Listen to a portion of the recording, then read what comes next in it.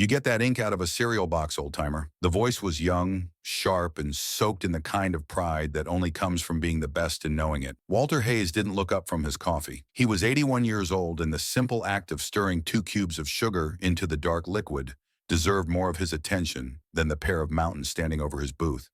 He could feel their presence, the sheer physical size of them.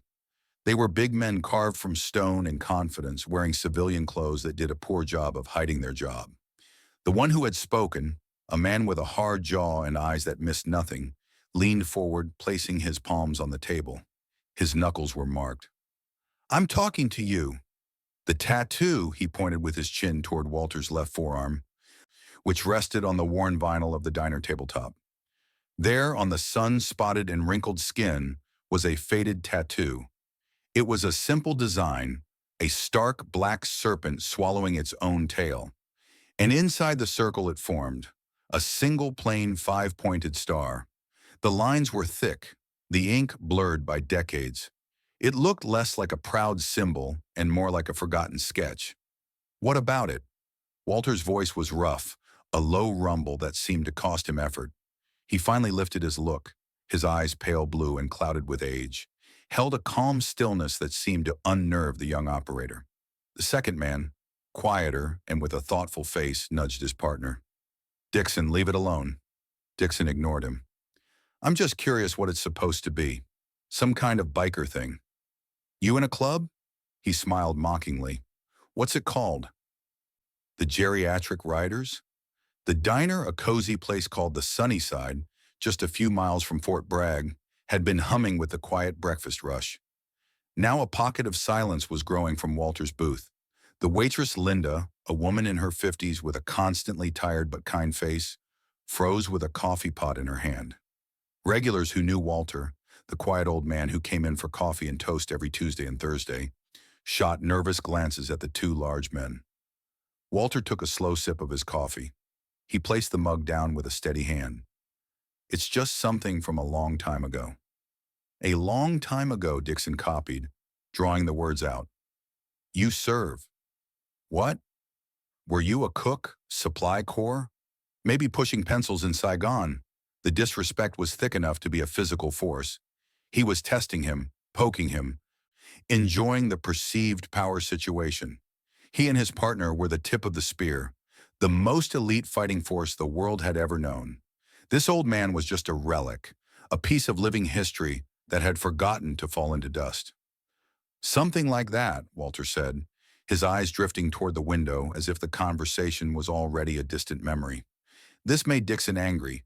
He expected respect, or at least a flicker of fear. He was getting nothing but calm indifference. "You know, we don't like it when people pretend to be something they're not. It's called stolen valor. People who weren't there wearing things they didn't earn." He pointed a thick finger at the tattoo again. "That ink on your arm, I've never seen it. Not in any book. Not in any unit. And trust me, I know them all." The second operator, Martinez, finally spoke up, his voice low. "He's not claiming anything, man. We're on free time. Just let him drink his coffee." "No," Dixon snapped, his focus locked on Walter. "I want to know. I want to hear the war story that goes with your 50-cent tattoo. What's it mean, old man?" Walter's look returned from the window and settled on Dixon's face. It wasn't a challenging look. It was a look of deep-souled, deep tiredness, as if he were seeing not just this arrogant young man, but a long line of them stretching back through time. "It means something," Walter said, his voice barely a whisper. "To the people it's supposed to." Dixon laughed, a harsh barking sound. "That's it. That's all you got." He leaned in closer, his voice dropping to a secret whisper. "I think you're full of it. I think you spent your war peeling potatoes, and you got that thing done in some back alley shop in Fayetteville to impress girls." The disrespect was a real thing now. It hung in the air, thick and sour. Linda, the waitress, placed the coffee pot down with a sharp clink. The cook in the back had stopped flipping pancakes. The quiet noise of the diner had died completely. Everyone was watching. Dixon straightened up, a look of smug satisfaction on his face. He'd won. He'd broken the old man's silence, even if he hadn't gotten the reaction he wanted. He turned to Martinez. See? Nothing. Just another fake. As he spoke, he made his final critical mistake. He reached out and dismissively tapped his finger on Walter's tattoo. The touch was light, almost casual, but for Walter, it was like a lightning strike. The scent of stale coffee and bacon grease in the diner disappeared, replaced in an instant by the thick metallic smell of blood and wet earth. The clatter of plates became the distant, rhythmic thump-thump-thump of Huey Rotors. He wasn't in a vinyl booth anymore. He was crouched in a humid, thick jungle, rain dripping from the massive leaves around him. A young man's hand slick with mud was on his shoulder, a whispered voice in his ear. "Stay with me, Hayes. Just stay with me." He remembered the flash of a makeshift needle, a piece of bamboo dipped in a mixture of gunpowder and ink. It was done in silence in a hidden camp, deep in a country they weren't supposed to be in, a promise made between the 5 survivors of a mission that had officially never happened. The serpent eating its tail, the circle, the endlessness of their war. The star in the middle, them, the 5 points of a lonely group in a blacked-out sky. It wasn't a decoration, it was a scar. It was a promise. He blinked and the jungle was gone. He was back in the diner. Dixon's finger was still on his arm. Walter slowly pulled his arm back, his face unchanged, but something inside him had shifted. The calm surface remained, but beneath it, an ancient tide had turned. While Dixon was showing off, enjoying his performance for the silent diner, Linda, the waitress, was already moving. She had seen enough. Walter Hayes was more than a customer. He was a fixture, a quiet, gentle soul who always asked how her grandkids were doing and left a tip that was far too generous for a single cup of coffee. Seeing him embarrassed by these 2 towers of arrogance started a cold anger in her. She knew she couldn't confront them physically, but she wasn't helpless. She slipped into the small, messy office behind the kitchen, closing the door softly. She pulled out her old flip phone, her fingers moving quickly over the worn keypad. She didn't call the police. What would they do? Ask the men to leave. This was a different kind of problem, one that needed a different kind of solution. Her cousin Jennifer worked as an administrative assistant at the JSOC command building on post. A long shot, but it was the only shot she had. Jennifer answered on the second ring, her voice crisp and professional. "General Foster's office. This is Senior Airman Jackson." "Jennifer, it's Linda," she whispered, her voice tight with urgency. "Listen, I don't have a lot of time. There are 2 of your guys. I think they're here at the diner, and they're harassing one of my regulars, an old man." "Linda, I'm in the middle of something," Jennifer started, sounding annoyed. "If they're causing trouble, you should call the MPs." "No, you don't understand," Linda insisted, her voice dropping lower. "The old man's name is Walter Hayes." There was a pause on the other end of the line. "I don't recognize that name. Is he a retired general or something?" "I don't know what he is," Linda said, frustration creeping into her voice. "But they're mocking a tattoo on his arm. It's a snake in a circle eating its tail with a star in the middle."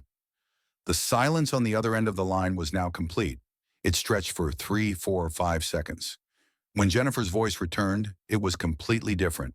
The professional crispness was gone, replaced by a strained, high-pitched tension. "Say that again. Describe the tattoo again." Linda described it one more time. "And the name is Walter Hayes?" Jennifer asked, her voice tight. "Yes. Now, are you going to do something or not? Stay where you are?" "Don't let them leave," Jennifer said, and the line went dead. Inside the sprawling, clean headquarters of the Joint Special Operations Command, Senior Airman Jennifer Jackson felt a cold sweat break out on her forehead. The name and the symbol weren't in any official database she had access to, but she'd been working in this office for 3 years, and she had heard the whispers, the ghost stories told by old sergeants major about the men who came before the official units, the men who wrote the playbook in Blood and Shadow, Project Phantom, General Daniel Foster, the 4-star commander of all of America's elite special operations forces, was in the middle of a top-secret briefing with his component commanders. The room was soundproof, the air thick with acronyms and satellite imagery. Jennifer knew the protocol. You do not interrupt the general during a classified brief unless the building is on fire or World War III has started. She decided this was close enough. She walked to the heavy door, took a deep breath, and knocked. A colonel with an eagle on his collar opened it a crack, his face a mask of annoyance. "What is it, Airman? I need to speak with the general. It's urgent." "It can wait," he hissed. "Sir, with all due respect, it cannot." She pushed past him, her heart hammering against her ribs. All eyes in the room, the most dangerous and powerful military leaders in the country, turned to her. General Foster looked up from the head of the table, his eyes like chips of ice. "Airman, this had better be the end of the world." Jennifer walked straight to him, her training kicking in. She leaned down and spoke in a low, clear voice that only he could hear. "Sir, I apologize for the interruption. I just received a call from a source off post. A man named Walter Hayes is being harassed at the Sunnyside Diner by two active duty operators from the unit." The general's expression didn't change. He was a man famous for his composure. "They are questioning his service, sir," Jennifer continued, her voice trembling slightly. "Specifically, they're mocking his tattoo." She paused. A serpent in a circle with a star. The change was instant and terrifying. The mask of composure didn't just crack, it disappeared. The color drained from General Foster's face, replaced by a dark, thunderous rage that seemed to suck the very oxygen from the room. The other commanders pulled back, shocked. Foster rose from his chair so quickly it screeched back and nearly toppled over. His voice when he spoke was not a shout. It was a low, deep command that sliced through the silence. "Get my personal detail. Get my vehicles now." He looked at the other men at the table. "This meeting is over." Back in the diner, the tension had reached its breaking point. Dixon, having received no satisfying reaction from Walter, decided to make it worse. His patience was gone, replaced by a mean-spirited need to see the old man break. "All right, Grandpa, I think we've had enough of your stolen valor act," he said, his voice hard. He grabbed Walter's upper arm, his grip surprisingly strong. "Let's take a little walk outside. You and me, we can talk about respect." He was threatening to physically attack an 81-year-old man in a public diner. A shared gasp went through the room. Martinez grabbed his partner's shoulder. "Dixon, no. What are you doing?" But Dixon was beyond reason. He started to pull Walter from the booth. It was then that the sound reached them. It wasn't the familiar cry of police sirens. It was a deeper, more threatening sound. The rumble of powerful engines moving at high speed. Heads turned toward the windows. Three black government-plated Chevrolet Suburbans had screamed into the parking lot, doing a perfect tactical formation around the diner's entrance. Before the vehicles had even come to a complete stop, doors flew open and men in sharp, crisp service dress uniforms came out. They were not soldiers in combat gear. They were the command security detail, serious-faced sergeants, major and master sergeants who moved with an unnerving, synchronized precision. They formed a protective circle, their eyes scanning everything, their presence turning a simple diner into a high-security zone. Dixon and Martinez froze. They recognized the vehicles. They recognized the lead NCO of the security detail. Their blood ran cold.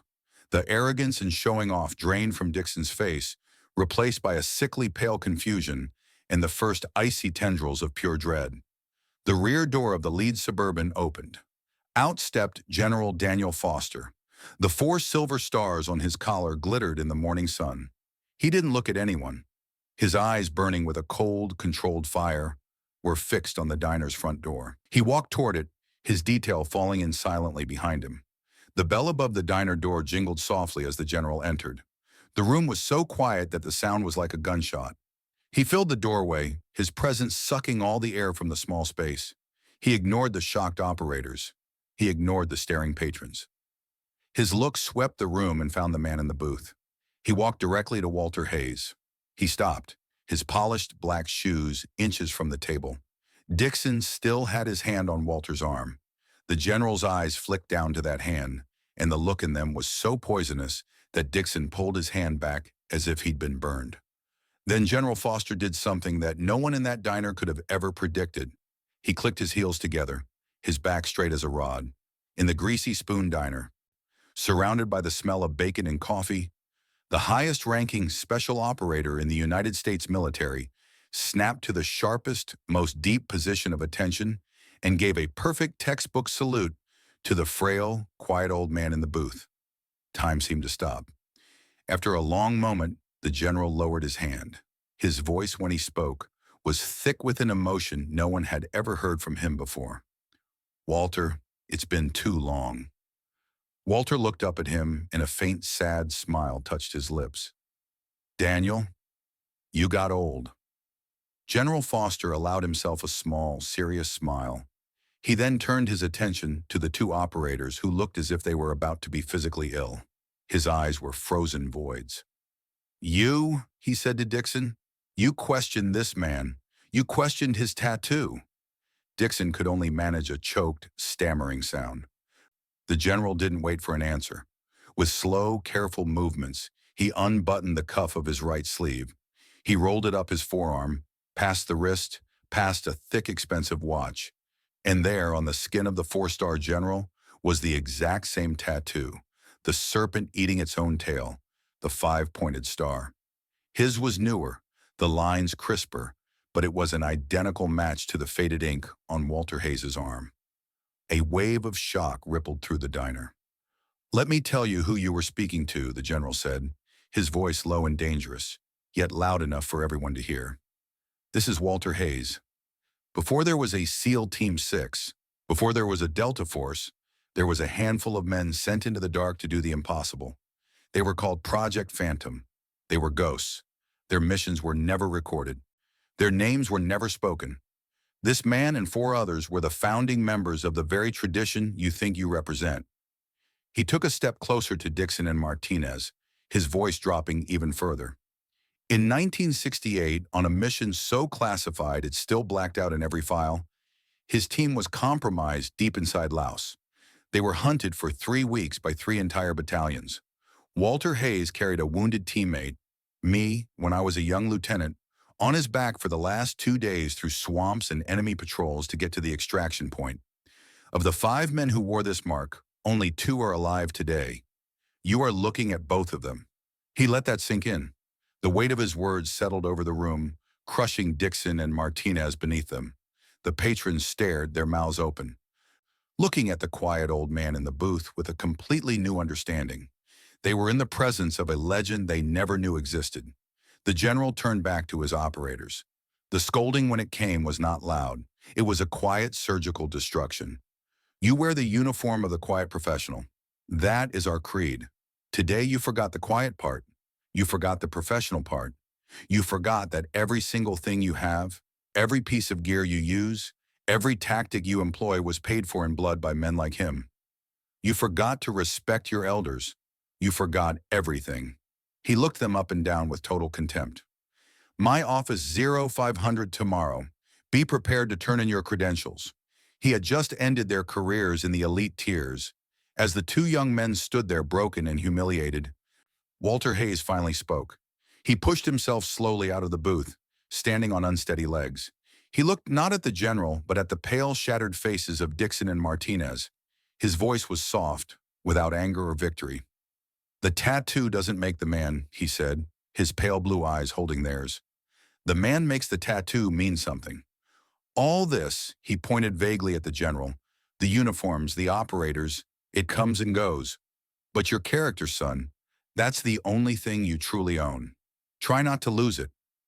With that, he looked at his old friend. "Buy me a coffee, Daniel. It's been a while." As General Foster put a steadying hand on Walter's shoulder, a final fleeting image bloomed in Walter's mind. Not of the jungle, but of a quiet moment after. A makeshift aid station, a much younger Daniel Foster, his arm bandaged, wincing as Walter himself, his hand steady, applied the last touches to the fresh tattoo on the lieutenant's arm with that same bamboo needle. He remembered his own words from that day a half-century ago. "It's a promise to remember the ones who aren't here and to never ever quit. Now you're one of us for life." The results from the incident at the Sunnyside was swift and decisive. General Foster didn't just discipline Dixon and Martinez. He saw a symptom of a larger disease, a generation of warriors who were so focused on the present that they had forgotten their past.